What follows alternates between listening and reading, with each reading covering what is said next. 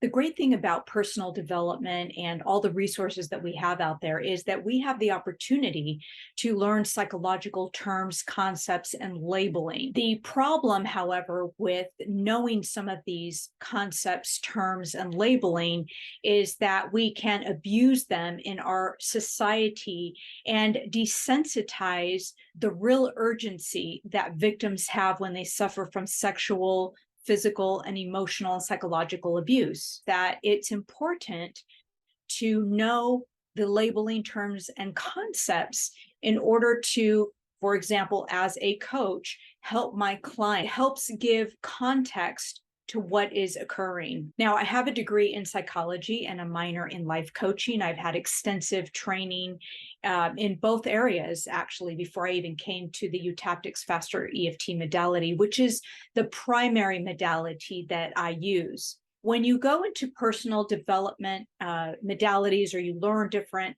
technique, many times they do not help explain to the layperson certain labeling, or they don't emphasize the importance to recognize when a client is really in trauma. We never want to put or dismiss a client when they say they have, suicidal ideation. We definitely do not want to dismiss this, but there are other subtle signs that are super significant of abuse that many practitioners of different modalities are unaware of.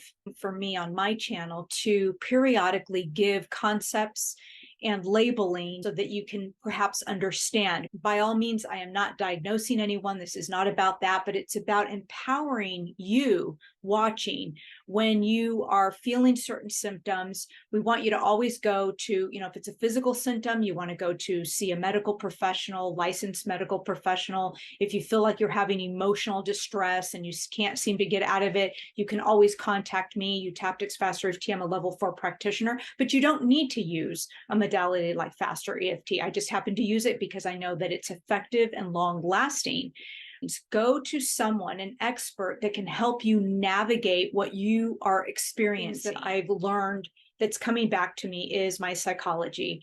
And I feel it's important that people understand when they're dealing with a client, even though it could be a program or subconscious program, again, we're not living with that individual. It behooves us as practitioners or clinicians to really understand what's happening. And the nurses, a lot of times, even doctors, they can't always identify emotional trauma. I think Gabor Mate was talking about that in one of the podcasts I was listening to. And I thought, this is really important that as a healthcare provider or someone that is coming to see you, you understand what they perhaps may be going through. And there's always room for a language. You can make suggestions because after all, we never or should not, even I'm going to use the word should, it doesn't benefit us to give advice. Like, I'm not in the business of giving advice. I'm in the business of helping people make transformational changes for their lives, update their memory, change their limiting beliefs, conflict resolution, and so forth. Being a practitioner and working with different people and having colleagues and longstanding clients, and then looking at other people outside of perhaps what I do and how they handle certain things. Because I remember everything is psychology, whether you're working with finances, whether you are working in healthcare, whether you're an accountant, it's always psychology. And many times we scoff psychology. We think, well, that's a bunch of quackery. But applying my expertise in psychology to current live sessions when I need them to be. I think that if practitioners of every modality, of course, we have to omit psychologists because they're in that field, but everybody else that's in and around personal development, it behooves them to really learn certain labeling, certain types of abuse, maybe do a little bit of research, continue learning about the effects, about the symptoms that someone may be going through. Because sometimes we think everybody's okay, but they're actually going through PTSD. And this is something that I've been learning over the years. That what looks like okay is not always okay. Now, this is not just the practitioner's fault. It kind of sounds like I'm saying the practitioner should know everything and they shouldn't. Clearly, the client needs to inform the practitioner or whoever therapist of what they're experiencing. And that's why we ask the questions that we do. So some modalities really aren't, in my point of view, are not competent to discern or to identify certain emotional patterns that are out there that psychology does a great job labeling. That's somewhat what I want to bring back to my channel, and it's very inclusive to everything that we do. Now, in any modality that you study or that you embrace, like eutaptics, faster EFT, it has its own philosophy. It might borrow from Gestalt, or it might borrow from talk therapy or CBT and all these others. It might be amalgamation of different stuff, right? NLP, hypnosis, and the list goes on, is to notice the philosophy that you're embracing.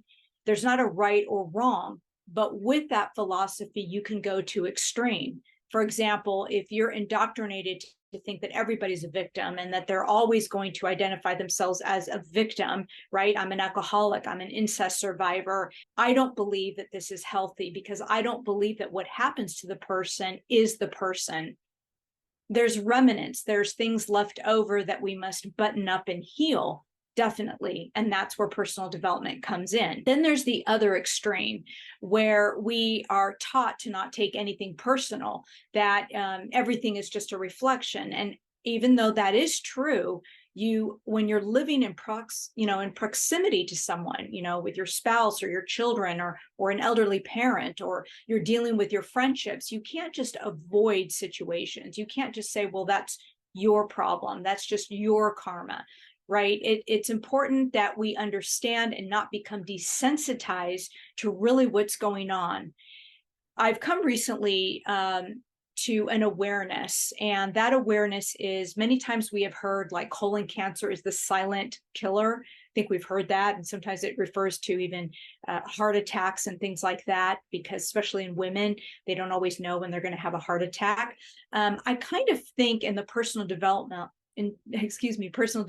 realm, I actually think that emotional abuse is the hidden, killer. It's the silent, sufferer part, because that is difficult to sometimes label and also distinguish its characteristics. They're pesky, they're persistent, and it carries sometimes shame and embarrassment. And I think, as somebody who is a practitioner of several modalities, it's important for me to be able to identify and dig deep, because I want the person to get the help that they need. I mean, that if I'm educated, knowledgeable, and equipped, I'm able to ask certain questions so that I can go deeper into the subconscious and provide them, weekly support. When you are suffering from emotional abuse, it doesn't always look like what you think. People look pretty, they look handsome, they go to work, they get up in the morning, they do their activities, they might be eating properly.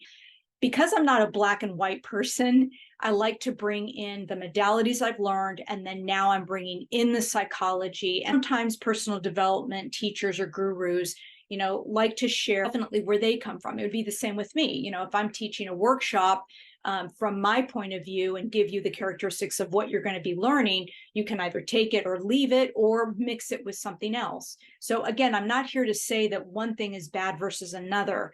What I'm inviting everyone to do is to just look a little bit deeper into what that philosophy is. Does the philosophy teach you how to resolve conflict? Is it just one way, or is it multiple ways? Is there a direction, right? Does it tell you to not take anything personal, but yet doesn't equip you with, well, what's the next stage then? Or do you disenfranchise yourself from your family or from your friends? Does it tell you that you are not allowed to have some form of boundary? Because that's where you can find caveats to teachings out there by so-called experts. It's important not to go to extremes, right? We can really desensitize someone's experience depending on the philosophy that we're embracing. I always think, what are ways that I can improve a practitioner, a life coach? What are some ways that I can enhance not only my life, but my client's life? Can I become more educated? Can I understand labeling and terms and concepts? to help facilitate greater change. In fact, I believe that if you just stick with one thing and don't educate yourself, you're going to pigeonhole yourself and your client.